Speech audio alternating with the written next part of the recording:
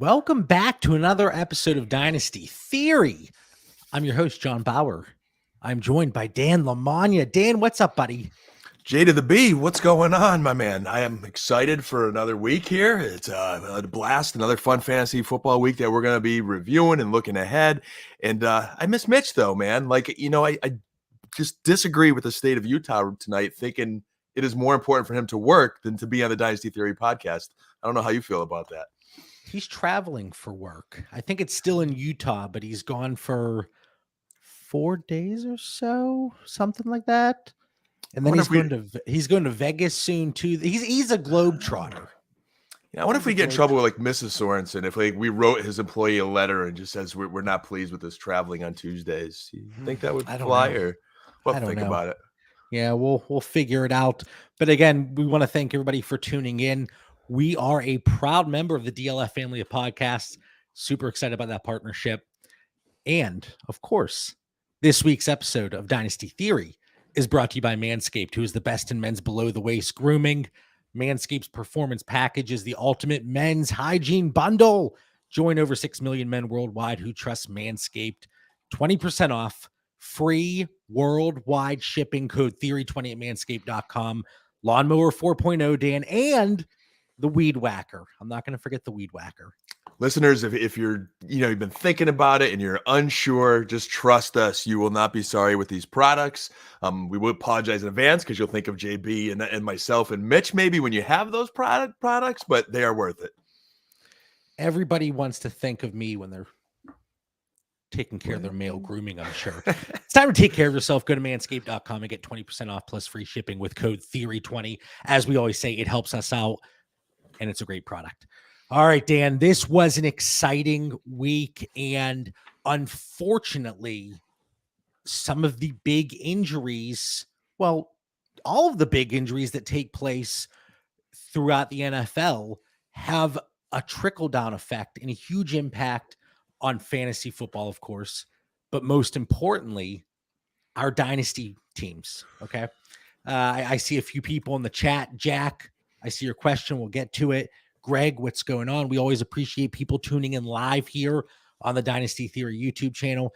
But of course, Dan, we want to start with Javonte Williams. He's got the torn ACL. Then there was an LCL, a lot of CLs, a lot of issues, but he's out for the year. And I want your overall thoughts, not the injury itself, but how you're approaching him in Dynasty.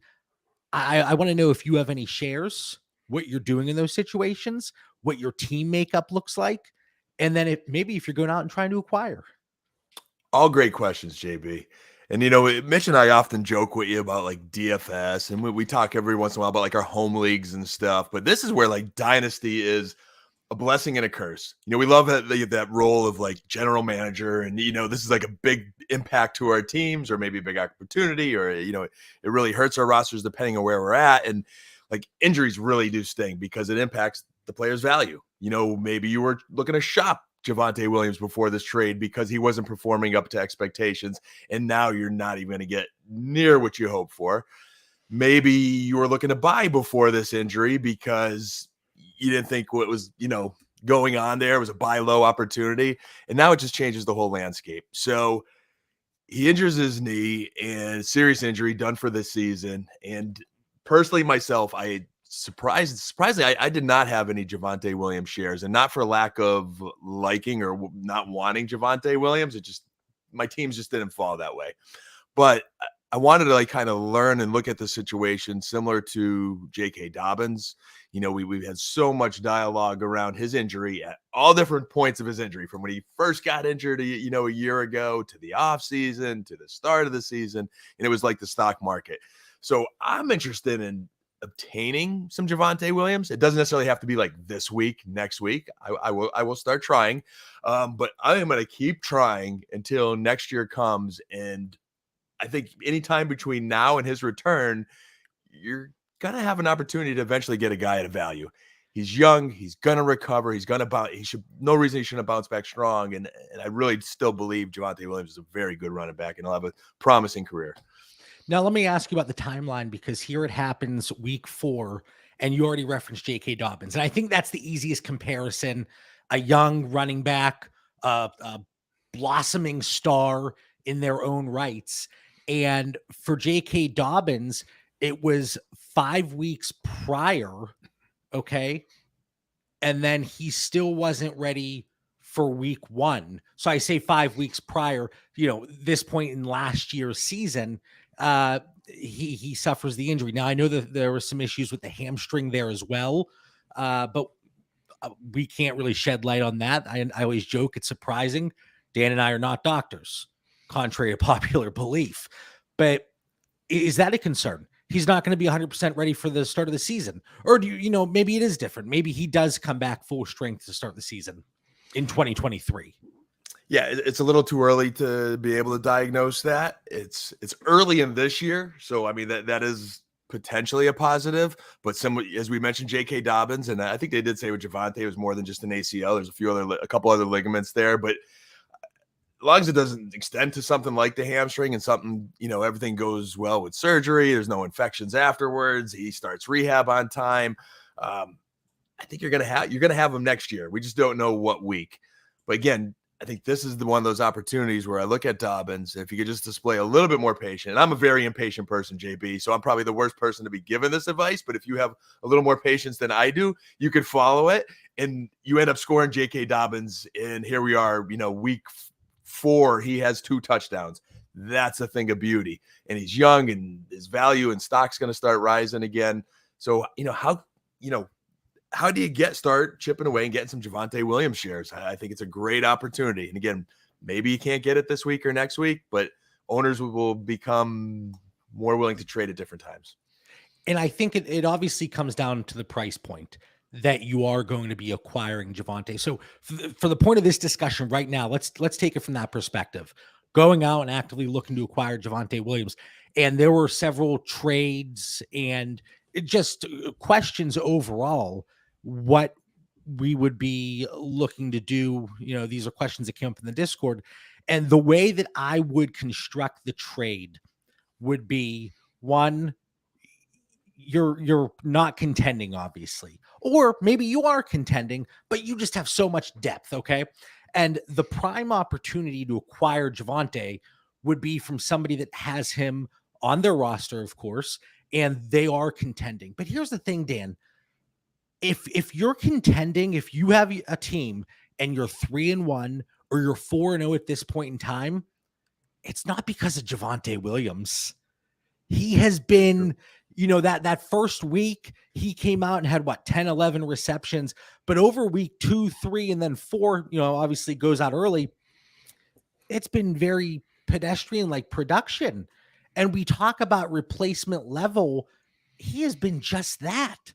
You look at the guys that have been producing, and I know it's tough to be able to pinpoint when Jeff Wilson's going to produce, when a Jamal Williams is going to produce, but those are the types of guys that we talk about week in and week out. And the injuries that we always talk about, and this is always my example, right? In 2020, when Dak went out, if you had him those first 4 weeks, you were the top of the standings because he was going off. If you're the top of the standings, you can easily replace Javonte Williams' production. So if you are looking to ship him off, I don't think you need to necessarily move him to bolster that starting lineup or that depth. You can go out and use other assets that you have. Hopefully you have strong draft capital and you could go pursue those other running backs, but you don't need to take a massive hit on Javonte Williams if you are contending. So I know I said I want to look at it from the eye of somebody that's looking to acquire, but I wanted to provide some additional context there in terms of what the roster would need to be like of somebody that would be looking to move him. So yeah, JB, and I think if you're contending, and like you said, it's despite of Javonte Williams to this point in the season, I wouldn't just be looking to unload him. Hey, you're 3-1, 4-1. 4-1, that would be after this week. But I think you got to display some patience. So after 3 weeks, he was 18th overall. And again, we had much higher expectations, but I think you've got to take into account it's a small sample size. It was only 3 weeks. I think there's some competency questions of the Denver Broncos' new coach and staff. Yeah, Melvin Gordon, like I knew he was going to fumble this last week. Like I just knew it. Like I had no confidence in him. I'm not even in the Denver locker room there. And what does he do? He coughs it up. He just doesn't look good. And well, I'm sure we'll talk more about the Denver situation. And then they're playing Mike Boone. And like, I just don't know really what Denver exactly was doing, but I really feel like that would have ironed itself out and he would have gotten more of a workload as the season went along for the Denver Broncos. So I think this Broncos staff's either going to figure it out or they're going to be replaced at some point in the future. And again, just a bet on talent, it's going to be Javonte Williams. So I wouldn't be like just looking to dump him if I'm a contending team. No, of course not. But again, if you are contending, you should still be in decent shape. If you're no longer contending because you lost 13 points per game in Javonte Williams, you probably weren't contending to begin with. And so again, if you're looking to go out and acquire, the one way I would look to construct it, right, would be I'm not contending, but I have assets on my team that maybe I was trying to move throughout the offseason and I've been unsuccessful. I've been trying to move throughout the beginning stages of this season. I'm unsuccessful.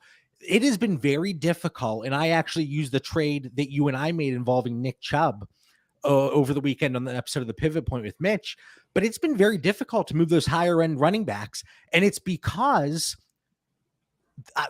fortunately for them, unfortunate for the trading within our dynasty leagues, there haven't been these higher end injuries. Now this opens up that door. So if you have a Leonard Fournette, if you have I see Derrick Henry mentioned in the chat, if you have Aaron Jones, those types of players, teams are going to start to get desperate. So if they aren't looking to attack the position and pick up those lower value pieces that you can plug and play throughout the season, they are going to look to move Javonte Williams potentially at a great discount just to be able to continue to contend because they believe they need to fill that gap. But here's my issue. So one trade that we saw, it was Leonard Fournette, Geno Smith, and a 23-second for Javonte Williams. That's probably the overall right idea that I would be looking to do, because if you're not contending, Geno Smith, he's looked fantastic. And he very well, with the state of the quarterback landscape, he very well might find himself in a position next year to start somewhere. If it's not Seattle, maybe somewhere else. But then with, was it Leonard Fournette? I said, he is reaching that point and you have to start to look ahead a little bit. What happens after, Tom Brady is gone? Not only is he going to be getting divorced from Giselle, but he'll be getting divorced from the Tampa Bay Buccaneers eventually. I know those reports. If they can't make it, who can, Dan? Is there any hope for us? Holy cow. Hey, you sound like Mrs. Lamagna tonight. I was like, thanks for the Tom Brady scoop. She was giving me all the gossip tonight of why this relationship wasn't working. So we're going deep here in Dynasty Theory. Yeah. So anyway, enough of the gossip there. Yeah. But that's a 5-year age difference you're getting and going from Lenny to Javonte Williams in Dynasty. Right. So you are buying back that difference, but that's the type of move I would be looking to make. There are, and I said it in our chat, there are about 45 players in Superflex, 2 PPR for tight ends, 45 players I would instantly accept if I got offered for Javonte Williams. Some of them no-brainers.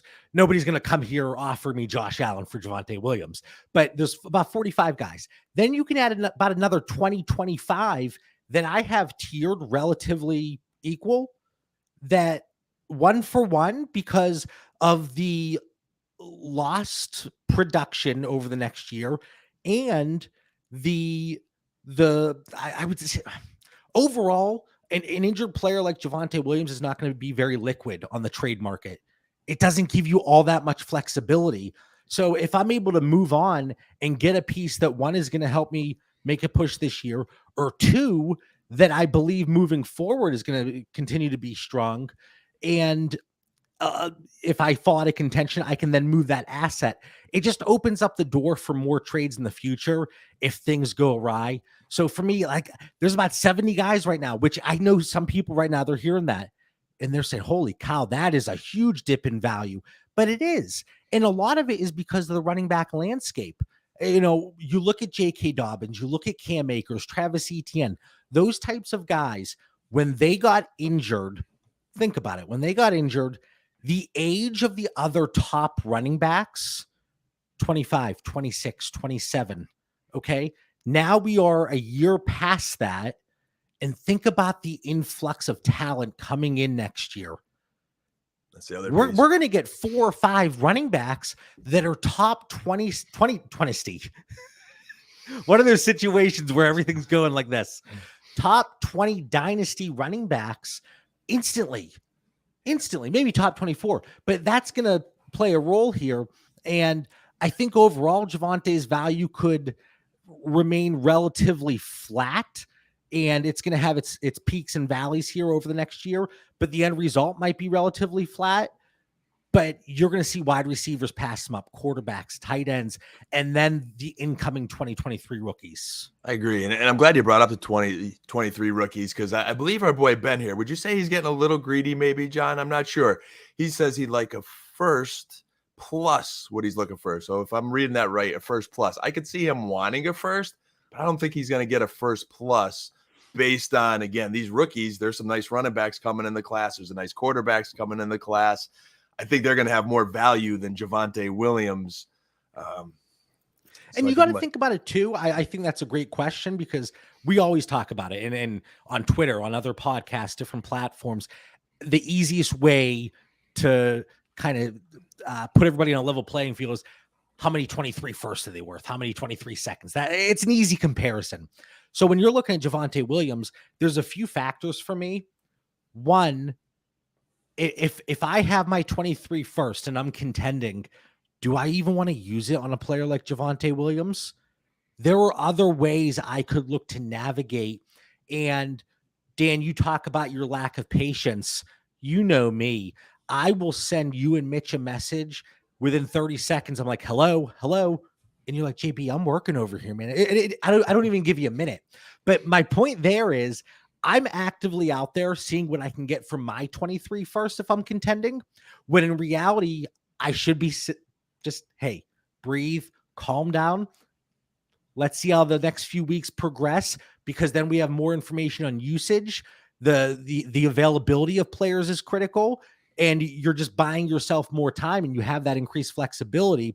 And as more teams are out of contention, that opens up the trade market, and you start getting very nice deals if you are looking to move a Javonte Williams and a team's out of contention, and they're like, I'll give you a Nick Chubb plus just so I can get younger. Oh my God, yes, absolutely. Score. So back to the question that Ben posed, or, not necessarily a question, but a statement. Javonte for a first plus. If I'm on the other side of that, I'm not giving any first right now for Javonte Williams, just because, again, it decreases the potential trade partners overall. But also, if I'm not contending, maybe I have a team that is contending. Maybe I have their first. So that would be intriguing. But I would still look to hang on to that, because it just takes one setback. And it takes Denver bringing in another back next year. Yep. Which is very things could happen. Think about how many committees we have. Think about the backs that are doing well right now. Khalil Herbert, Jamal Williams. I know it sounds like a broken record. And Denver's prime for that committee. Mm-hmm. Javonte Williams was a committee back with Michael Carter. He was the number one at North Carolina, but he was a committee back. Then he comes to Denver, and we get this new coaching staff. And I mean, he was a committee back last year, Melvin Gordon, but at least it was a little more promising than it was this year, as Michael Boone kind of, skipped into it. And, we thought his sophomore year, Javonte Williams would take over even more of it. It just didn't happen earlier. But now, post-injury, knowing that, I don't think they're going to get much more out of Melvin Gordon. I don't think Latavius Murray is going to be anything beyond this year. We know what Michael Boone is already. So I could see Denver bringing in another back, whether it's through the draft or free agency. And it's also it's throwing me off. You're calling him Michael Boone instead of Mike Boone. That's throwing me off. Boone. It's like when they call him Ken Walker. I can't get on board with that. It was just flowing off the tongue for me that way. I don't even know if I always say that, but Mike Boone for you, JB. Where was I going here? Oh, but it's also Javonte Williams' lowest point right now. Like, this is so fresh. It's such a long wait right now. So I wouldn't give up a first either, but I would want to see, depending on where the depth is on my roster, a running back maybe outside the top 32, if I'm very deep at wide receiver, and then I like trade and draft capital. Hey, take my second, maybe a third, so if I can package a player and some draft capital that's not a first, I'd love to get some Javonte Williams somehow. Yeah, and a bunch of comments in the chat. But I mean, Ron says Dobbins was a roller coaster up until this week. He's going to remain a roller coaster because he's a running back. That value is going to fluctuate. But I'm glad that was brought up, that point, because the value, think about where Dobbins and Akers were pre-injury. They weren't going, and they were sought after running backs, but not as highly as Javonte Williams. There is just that glow about him. And even in a committee, people have been super excited about Javonte. So their baseline pre-injury, Javonte Williams, a higher value. So because of that, you're not able to scoop up Javonte for what was a late 22 first. And we all know, I mean, that the wide receivers, obviously, they're panning out very nicely. But you look at that 22 class. So it isn't a fair comparison to say, well, Javonte or a late 23 first when it was Dobbins, or a late 22 first, or Akers, or whoever it was, or ETN, because there is that difference in the classes, right? So I think when you're talking about the baseline pre-injury, that is critical, because I'm not willing to pay running back 10, 11, 12, 13 price for Javonte Williams, but it's going to be really difficult to get him for less. And there's the big thing here for me is the wide receivers. There are a lot of wide receivers I would take over him. And right now that list is right at 24. That's a lot of wide receivers. And I think a part of that is just because the running back landscape, the way the wide receivers have produced. Look at the receivers that are producing. They're all the high-end assets. You're not getting the Jeff Wilson of wide receivers coming out. You're getting Tyreek Hill, Deebo Samuel, Cooper Kupp, CeeDee Lamb, all of those highly coveted receivers. So, I'm trying to find some trades here. If anybody in the chat, if you completed a trade involving Javonte Williams since the ACL news, if you've sent an offer out, if you've received an offer, even if they haven't been completed, throw in the chat because we'd love to discuss it. You're not seeing any early ones, John, from since the ACL? No, the only one that I saw, actually, no. Man, I don't have my phone up here. It was charging. Everybody in the Discord gets on me because my phone is never charged. So it is charging right now.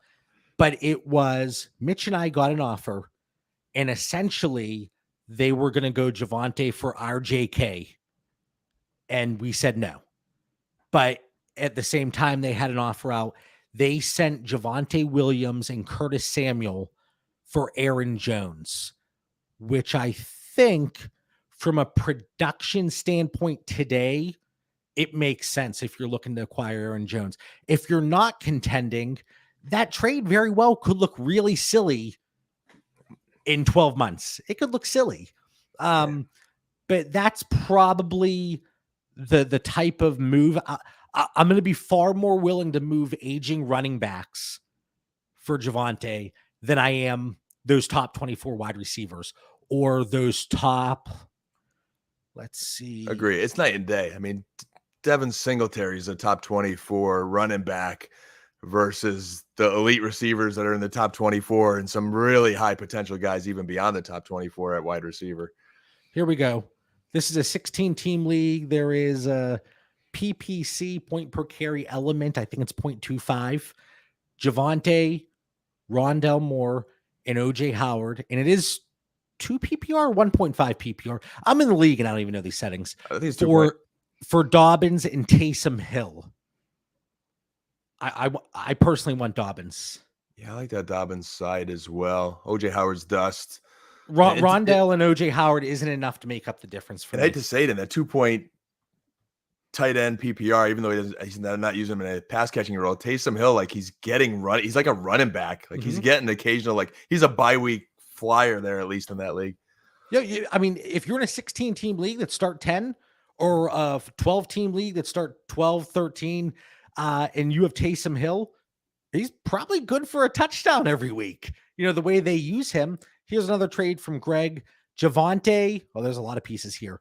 Javonte, Lamb, Waller, and a third for Jonathan Taylor, Terry McLaurin, and Zach Ertz. I'm not sure if there's a tight end premium there. And if there is, Zach Ertz has just been accumulating point after point after reception after reception. Give me JT.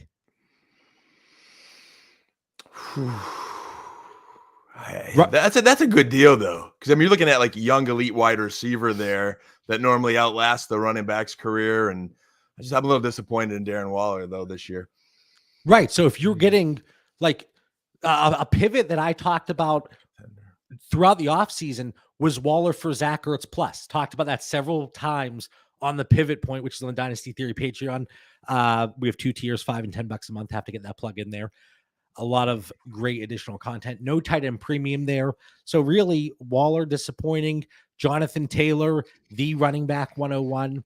But okay, so much is on my mind right now. We're going through these questions. Dan, you're mentioning things, and as it works, it's like ping pong. You're hitting it in a boom idea. So one thing, and I know people are probably thinking, well, Christian McCaffrey in 2020, he missed most of that season. He missed a lot of 2021. He comes back in 2022. He's still valued as a top 5 running back, right? Saquon Barkley. People are talking about him as a top 3 running back again after how much disappointment and injury. With those two specifically, we have seen elite production on a repeated basis weekly. For Javonte, we haven't seen that ceiling. So I had Javonte as my running back 2 in that class. I had several shares leaving the rookie drafts because ETN was always going ahead of Javonte. So if I was up then on the clock, I was landing Javonte. I don't have one Javonte right now. In 93 leagues, I don't have one Javonte. But even though he was struggling, he was, again, after 3 weeks, 18th overall running back on a lame offense to that point, and he's very young. So again, bet on talent. As you described the Barkleys and the McCaffreys, again, I think you got to look at the running back position as a very physical position where there's going to be injuries and know they're going to bounce back. So, but that's what I'm saying. Why not go and gravitate towards another position? Oh yeah. I mean, for Dynasty, JB, that's what made that Lamb Taylor trade kind of hard for me, because when you are gravitating to the other position, you're building your roster maybe a little more primarily around a different position, which I do. I like the elite receivers. I've changed a little bit. I used to be very running back heavy when I started Dynasty a few years ago. And you and Mitch used to always note that, but my approach has changed a bit, so I'm very attracted by acquiring a CeeDee Lamb. Obviously in a draft, I would take Jonathan Taylor in a startup before Lamb, but that's because there's so many receivers. I know I would get one later on, but as far as constructing my roster, I want those young elite receivers. So I'm with you there. Now let's talk about this in terms of the rest of the running backs, especially the high end ones. And we had a question to kick off the show in the chat, and you just mentioned him again, but Jonathan Taylor, that's a player that I have a few shares of that I am actively looking to move off of. Now, again, I'm not just giving these players away by any means, but is he really going out there and winning you weeks? You can pivot down, add a running back, and we talk about that shelf life. What is the difference really today between, let's say, point per game wise? Jonathan Taylor and Devin Singletary? Not much. Yeah, didn't mean to drop Kareem that. Hunt? Yeah, not much. Josh Jacobs, Clyde Edwards-Helaire. So again, I am by no means saying, oh, I have a high-end running back, let me just throw him away and get one of these lower tier running backs. But you can get a very significant ad. We talk about the usage every week on these weekly recap shows and how we can project forward. Maybe look at a guy that has been getting the usage, but has been underperforming fantasy-wise to pivot down. Maybe get a guy that's coming off of an injury or is injured. Jameson Williams, again, I'm not saying straight up, so I don't want this to get misconstrued in any way. But I think this is a philosophy that we can use and utilize for every single higher end running back. Brees Hall, Javonte Williams. And sure, these guys, their value, Javante's value very well may bounce back, but it's easier for J.K. Dobbins for his value to bounce back coming back from a very similar injury because he wasn't going as a top 4 dynasty back. He wasn't valued that way. I think back to we had what we called our GOATS League, our greatest of all time, and I think that just meant very active owners in Dynasty, but a very competitive league. And I went in with a strategy of going after the receivers we talked about, JB. The early rounds, I did some maneuvering. I got Jamar Chase and CD Lamb, and I rolled the dice on some later running backs like Josh Jacobs and Clyde Edwards-Helaire and a young guy like Ramondre Stevenson. And I'm competitive in that league right now, but Clyde Edwards-Helaire is the 4th ranked running back, and Josh Jacobs is a 7th ranked running back. And again, versus that strategy of Jonathan. And I know it's only week 4, and I'm not saying they're not better than Jonathan Taylor and so forth, but it does make you question strategy and what you can do with these running backs. Yeah, and it's one of the reasons, like Mitch always talks about it. He talked about it during the offseason, how often that if he was in a startup, he was slamming those too early quarterbacks.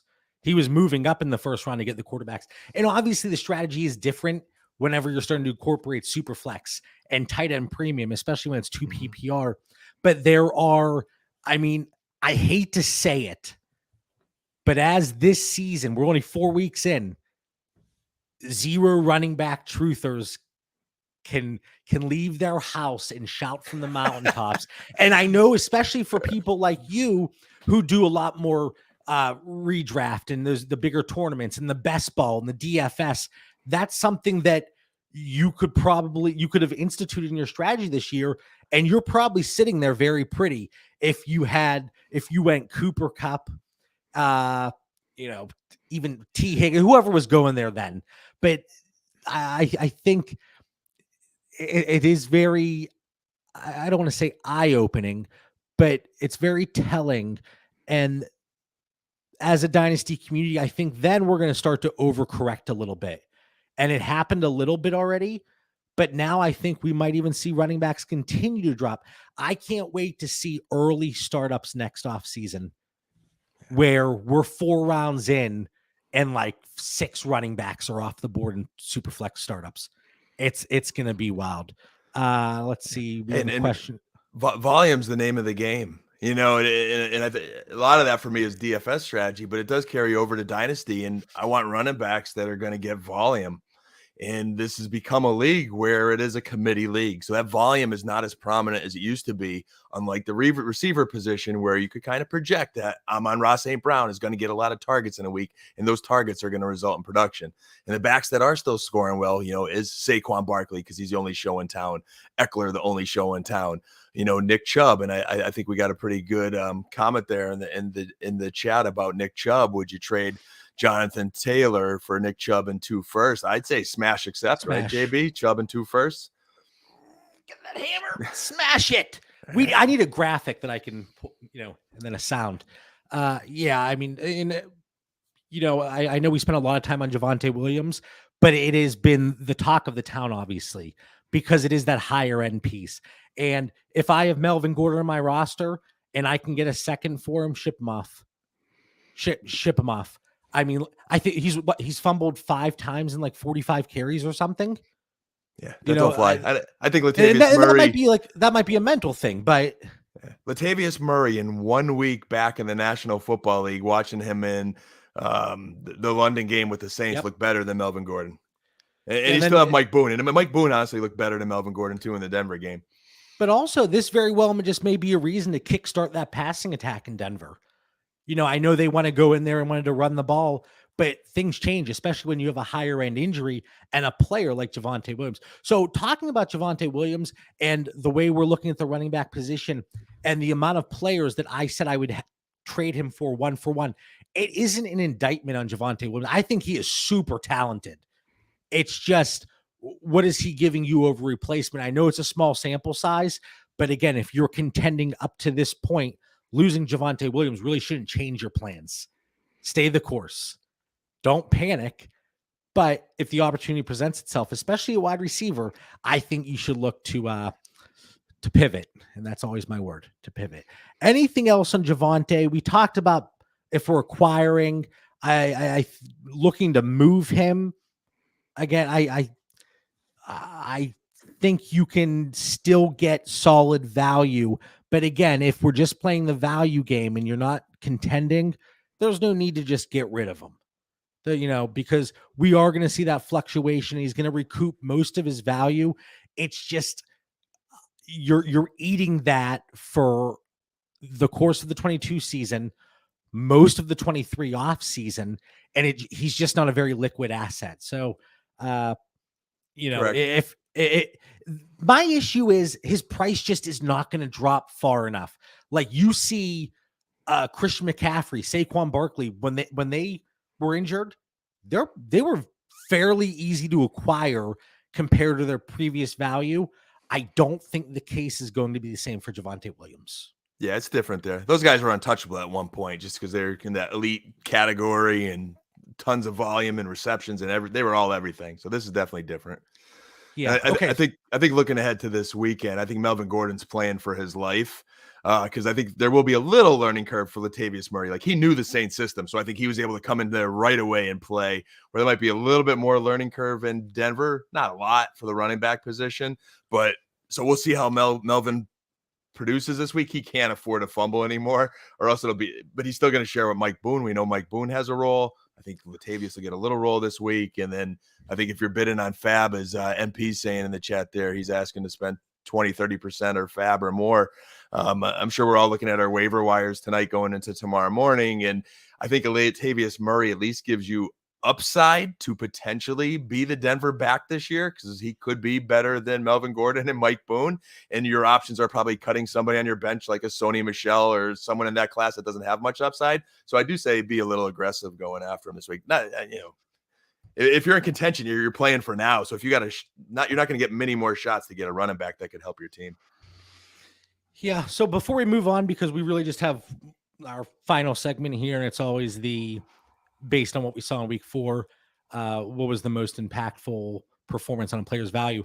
I want to throw the rapid fire at you here, Dan. And I want to do like rapid fire. Let's do it within the running back position. Right now, you are 2-2. Okay. You're middle of the pack. You have Javonte Williams on your roster, and 1-for-1 you get offered. I'm not Jonathan Taylor, Christian McCaffrey, Saquon Barkley, DeAndre Swift, Najee, Breece Hall, Dalvin Cook. Do you take Dalvin? Yeah, I would. A little less excited, but I take him. Joe Mixon. Yes, Joe Mixon. Austin Eckler. Yes. Nick Chubb, I know you will. Oh, yeah. A.J. Dillon.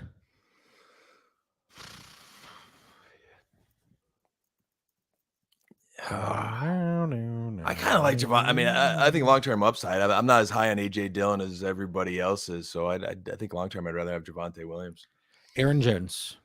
You're 2-2. Aaron Jones gives me a chance to win this year if that's the missing piece. So Travis Etienne. I don't think he's going to help me win this year the way they're using him, so I'd rather hang on to Javonte. His usage has been getting more intriguing as we've been progressing here. J.K. Dobbins. Alvin Kamara. I'm not losing Williams' future for Kamara. Derrick Henry. Do you think I know it's rapid fire, but do you think Derrick Henry is just an unusual freak that could last a couple more years than everybody else? Like I just, just when we think we're 2 weeks in, right? Just when we think he's slowing down. Look at his performance so far. And then week 3 hits, week 4 hits. And you're like, this dude there's something like they made him in a lab. Yeah, right? I mean, Adrian Peterson was made in a lab before, and like he played he's like an ancient old man until he had a box and get knocked out by Le'Veon Bell. But I think there's just something different about Henry than that normal 27-year-old, running back 28 age, 28 now. Yeah, I think there's something different. But all right, Leonard Fournette. Quick. I'll take Lenny. David Montgomery. I want nothing to do with the Bears. Kenneth Williams. Walker. Javonte Williams. Clyde Edwards-Helaire. Clyde Edwards-Helaire. Dameon Pierce. Getting harder. I'll go Pierce. And I would still take Javonte over him, but Dameon is somebody That's that tough. I've been acquiring a few shares, and I was a staunch supporter of I will not move a 23 first for him. I still haven't had to do it. I've incorporated him in a few package deals that was still I think a fair price and something that people would have been charging previously. Josh Jacobs. All right. And then Pollard, Miles Sanders, James Robinson, Ramondre Stevenson, James Conner, any of them? No. Okay. Quarterback, Russell Wilson. Well, you're going quarterback on me. So now you're going back to last week's episode, and there's a certain value quarterbacks have similar to running back, and I'll go at Russell Wilson. Trevor Lawrence. Oh, totally Trevor Lawrence smash. Tua. I'll go Tua. Kirk Cousins, 12-team Superflex. If I need a quarterback, I'll go Cousins, but I hope I don't and could say Javonte Williams. Aaron Rodgers. Yeah, same thing. I'll go Aaron Rodgers, but it's Zach Wilson. My boy Zach giving hope last week.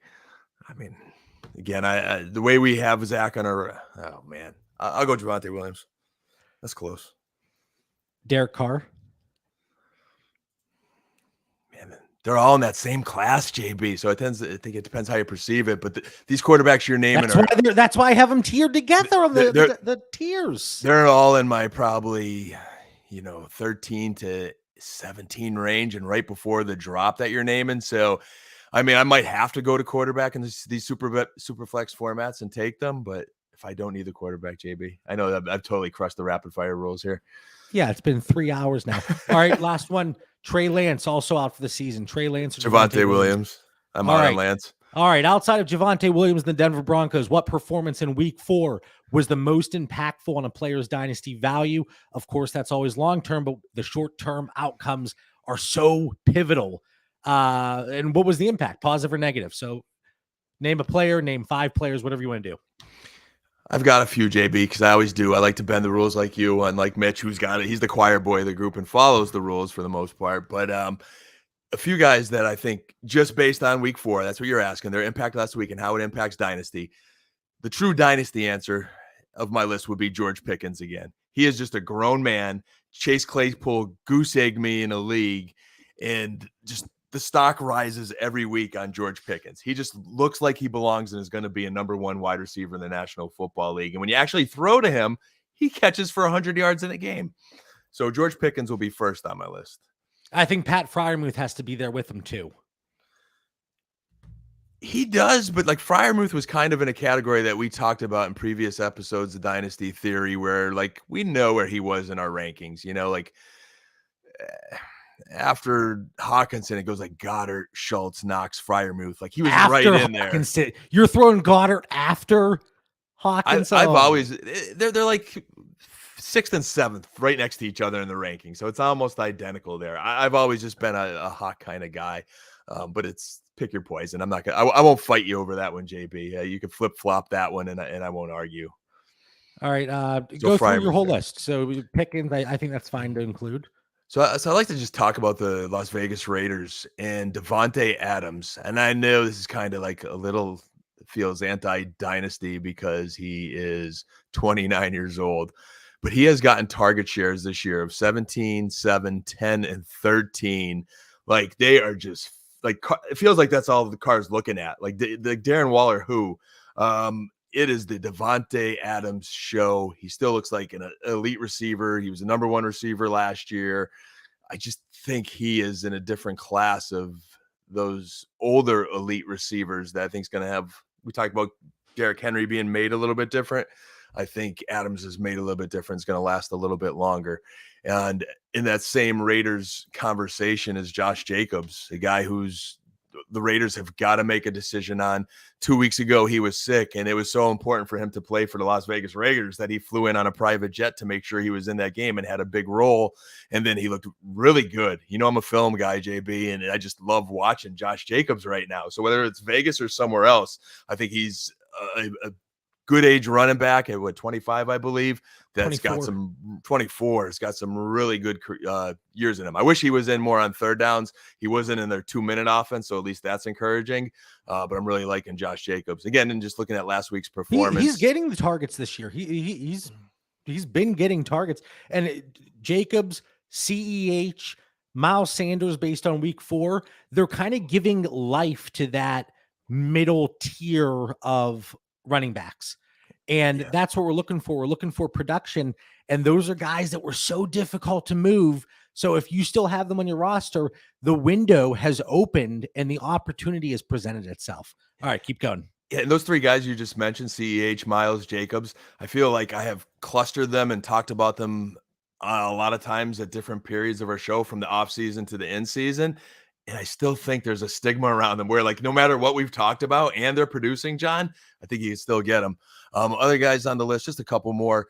Look at the Miami backfield. I have a Raheem Mostert over Chase Edmonds right now, just note and watching the way they're playing. And I think Chase is kind of underwhelming me a bit, and Mostert seems to be a little bit more clutch there in that Miami situation.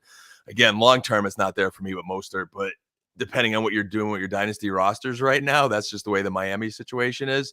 Edmonds he's been bolstered by touchdowns, 3 over the last 2 weeks, and keeping up. I love Chase Edmonds at his price coming in.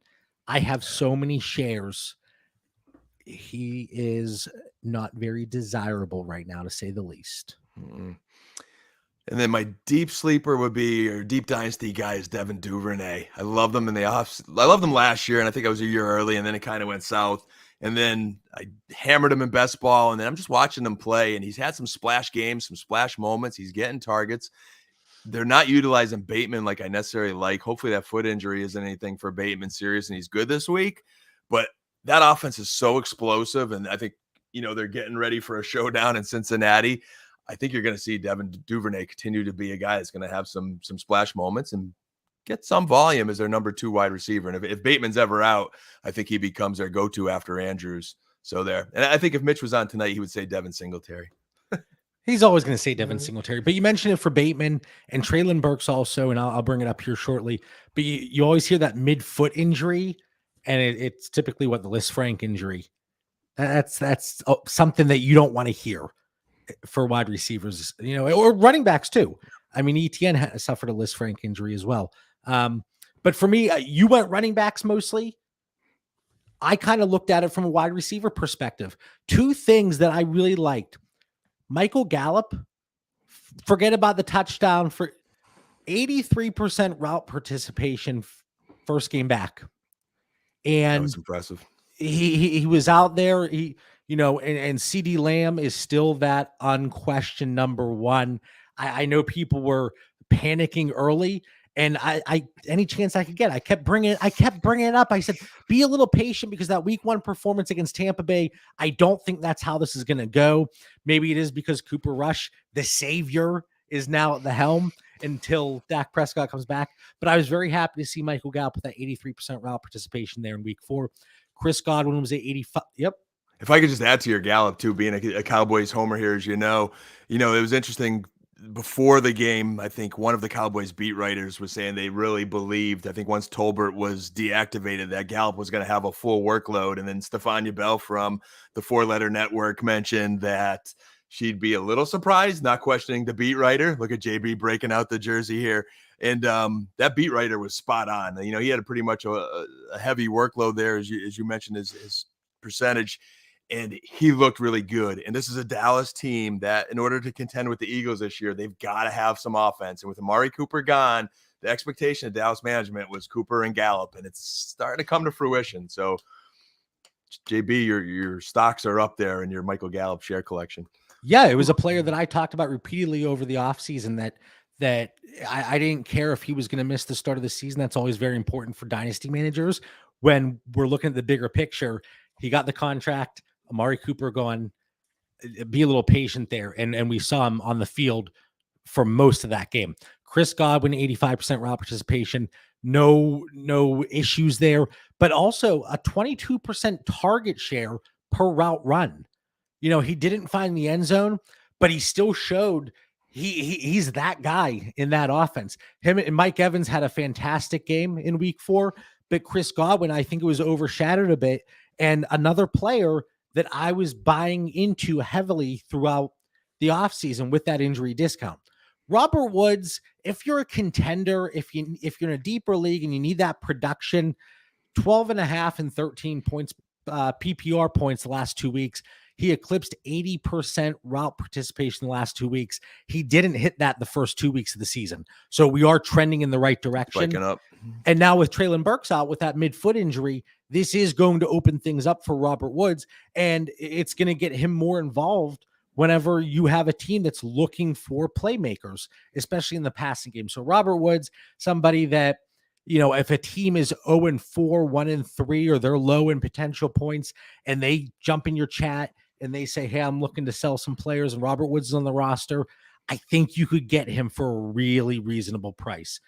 Christian Kirk, minimal fantasy production, but with Zay Jones out, and there was some weather there in Philadelphia, but with Zay Jones out, it was the highest targets per route run that he saw this season, 35%. On 35% of his routes, he was targeted by Trevor Lawrence. Again, because the production wasn't there, and a lot of fantasy managers, you shouldn't be, but a lot of fantasy managers are those box score watchers. They're going through the lineups and they see Christian Kirk had 8 points. Zay Jones was out. This should have been a big game. Maddox was out for the Eagles defense. Should have had a huge game, and he didn't. So I think maybe just sniff around. It's not going to be easy, but see if that price dropped at all from the previous week just because of that. Now, there is one player. Right? It's not all sunshines and rainbows, okay? And this is one of your guys. Is there any concern with Michael Pittman? And let me say something before you answer.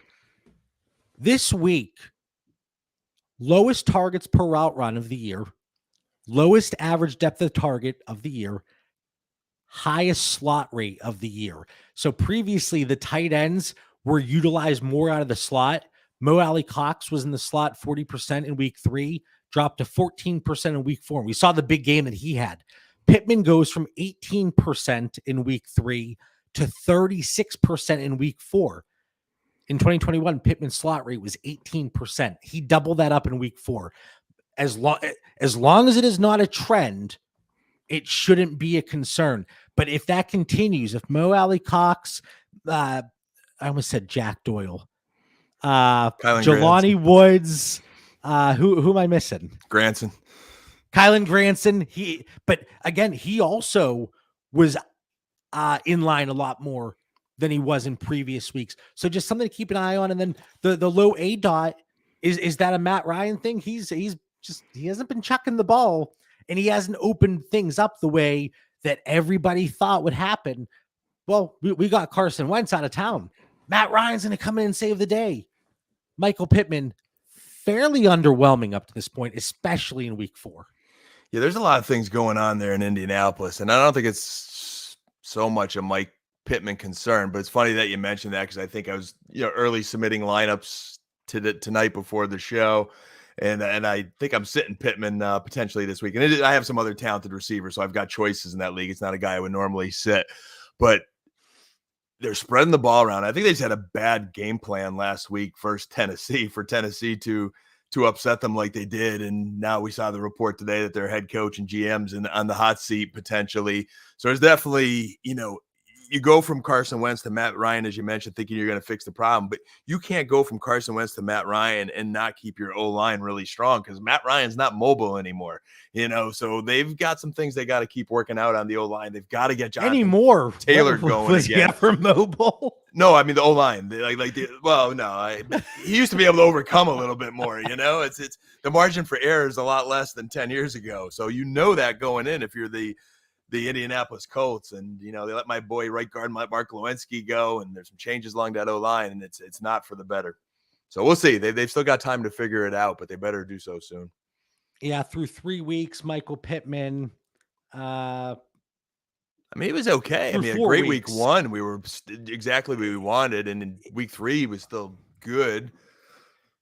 But again, my concern is that and it could have been a game plan just for 1 week. It might just be a blip and then they move on. But if he is used in the slot at twice the rate that he was last year, that's going to be an issue. It's going to be an issue. So I'm not saying jump ship, but we talk about usage in week 4 and some things to keep an eye on. That's one for me. So again, I looked at the wide receivers. You looked more at running backs, but I think overall a pretty good feel there. And as always, if anybody has any other players they want to talk about, throw it in the Discord, and we're more than happy to talk about it. Final thoughts. I have a final thought this week, and I kind of mentioned it earlier. You don't necessarily have to be in your league chat, active, chiming into every conversation, whatever the case may be. But if you're going to pay attention to your league chat, we're hitting that point of the year that it's time. Managers are going to be jumping into your chat saying, I'm blowing this up. Boom, on the block. Check the trade bait. So again, just look. It takes a minute. Just look, see what's going on, see if anybody's panicking. But those are the times that, and if they get a decent offer, sometimes people are jumping all over it. And it's just such an easy way to get a deal done that could be quite beneficial to you, because the other manager, they want to kickstart a rebuild, or that, hey, I'm looking for production. I'm willing to move my 23 first. And maybe you get a player off your roster that was very difficult to move during the offseason. It's not always going to happen that way. It's not always going to work out, but just pay attention. I think now more than ever, it's critical that you look at your league chat, whether it's on GroupMe, Discord, wherever it may be, Sleeper, or the trade bait. Just keep an eye, see whenever people are updating that, because that really could help out. It's such an easy thing to pay attention to. Dan, for the 176th time, what's your final thoughts for our listeners? Before I give mine, I always praise you and Mitch when you encourage, trade activity there and using that trade bait. That's why we have so many dynasty teams. So when certain owners aren't active, we have more leagues to go to. But, every time that's one of the email alerts I keep on when someone activates, updates their trade bait. Because, hey, if I could be the first one to the party there and there's a player in that list I'm interested in, we might get a deal done. So I'm going to rapid fire for those that, hung in for the whole hour and listened to our show. You and I, JB, again, we cheat and we have a lot of notes, but a few notes that I didn't get a chance to mention on the show, and I'll just throw them out there. Gabe Davis, I believe, is playing hurt, so I wouldn't bail on him. But until we know he's fully healthy, if McKenzie's out, bail. Should have bailed before. I love Gabe. But I believe he is playing hurt. And if McKenzie's out in concussion protocol, I think Dawson Knox will kind of rise for a little while. So if you need him, maybe get him low, have some good production here, and then, trade him while the value's high.